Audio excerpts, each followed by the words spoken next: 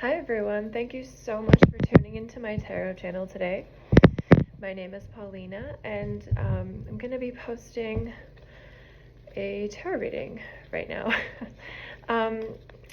If you would like a private reading, I do pre-recorded readings and I also do phone and Zoom readings or email readings. And I really have a large sliding scale of fees that I work with and times that align to those fees. So if you want a reading and you feel like you can't afford it, or you're just interested or maybe curious, I also do allow one free email reading. So you can email me at plperlwitz@gmail.com, and that is a one card reading.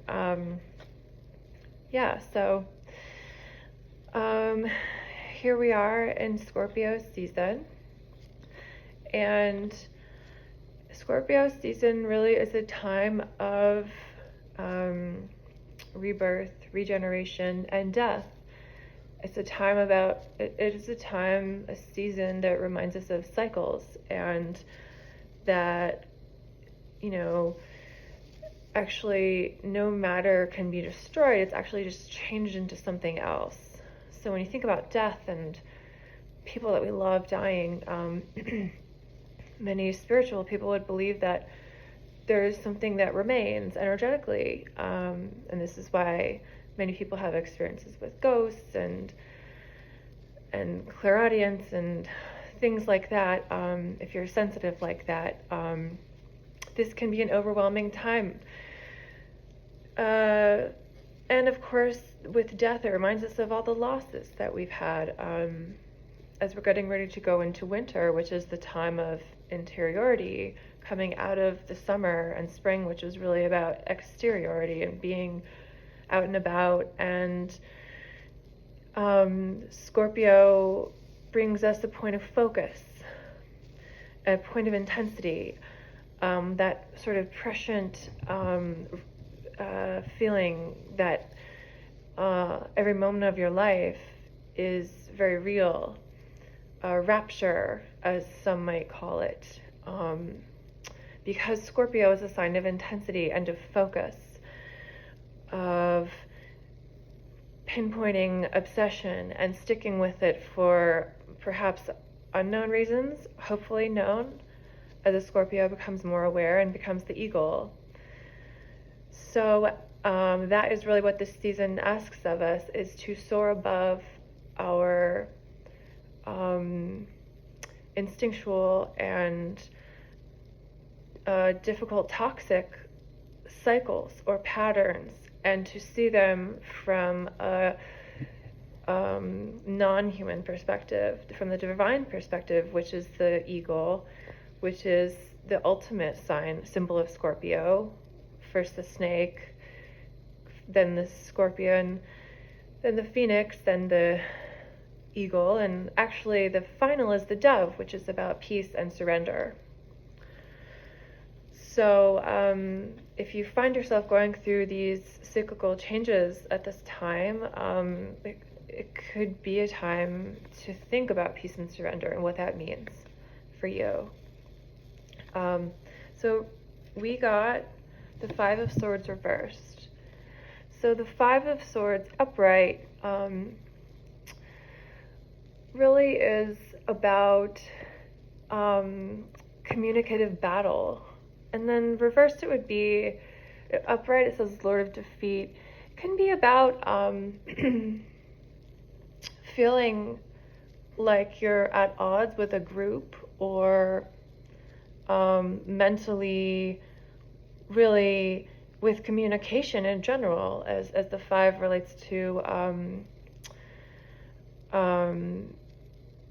the five relates to communication. So this could be a time where you feel isolated. I'm gonna get another card for us. And defeated, and thinking about these sort of hurts or these painful moments in life which is also what Scorpio is about. Scorpio is a negative sign, which can be seen as detrimental by some people. There's the positive signs and the negative signs. It goes positive, negative, and also feminine, masculine relates to that as well. Scorpio is a feminine sign as we're in Scorpio season, tuning into the subconscious, relating to the High Priestess card. Really, all water signs are relating to the High Priestess card. We're going to be tuning into the circadian rhythm that changes as the seasonal changes happen, which is very subconscious and very in the body, and really what the feminine signs are about this intuition of understanding and comprehending the world. We got King of Cups. So this could be a male figure that is loving, positive, or the male aspect of yourself, the masculine, sort of more grounded nature of the self that is welcoming others into being communed through emotions. So it's also about mastering emotions, and really about offering compassion where we can. The water signs are about selflessness and compassion. I'm going to get one more card, and I keep mentioning water signs because we're in Scorpio season. And then we got the Star. The Star is really about spirituality. It relates to the sign of Aquarius, which can be about community and also luck and good fortune. Also, the Star is about following your path. It's about following the North Star, if you like to think of it that way, of your life. So it could be a good time to think about how, the Aquarius, there's an image here of the water bearer relating to the sign of Aquarius. And the Aquarius is not a water sign, but it offers, it relates to the myth of Ganymede, who gives water to the gods as opposed to wine to replenish them. And he gives freely of all gods from a cup. So it's really the water bearer, the cup bearer. Anyway, this is seen as like a really neutral, divine role that is able to offer sustenance to all. So you may be craving some emotional sustenance from community at this time.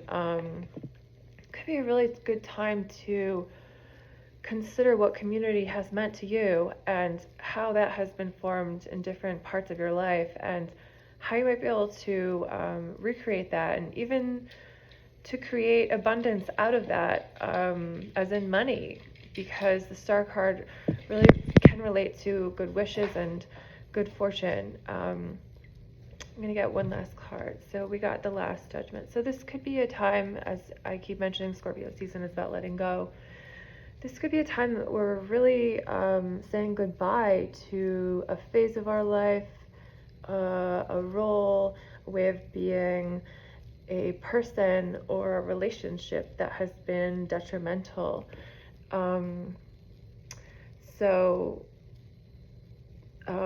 The Last Judgment always makes me think of the movie The Seventh Seal, if you've seen it. It's a great Bergman film. It portrays death playing chess with the main character. It's about the plague, which really relates so much, that kind of hysteria of that time period reminds me so much of the COVID era that we've gone through in the past couple of years.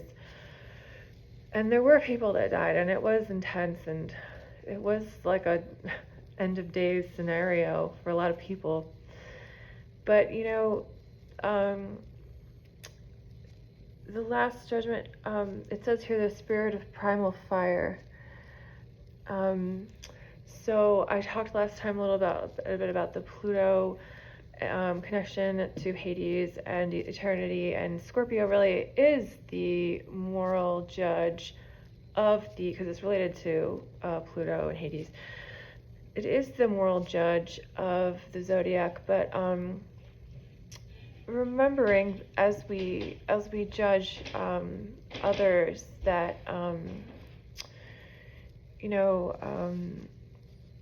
everyone is operating under the awareness that they have available, which may leave you in a place where you have to be incredibly understanding, even beyond your own capacity, to offer compassion and community to others.